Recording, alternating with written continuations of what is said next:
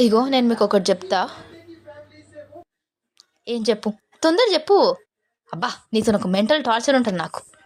తొందర చెప్పు ఏంటిదో.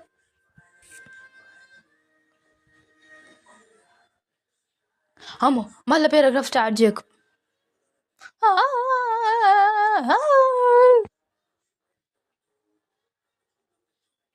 అమ్మా ప్లీజ్ ఆంటీ మళ్ళీ స్టార్ట్ చేయకు.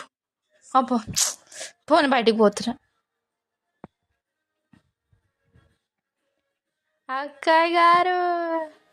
ఏందక్క? ఏందక్క?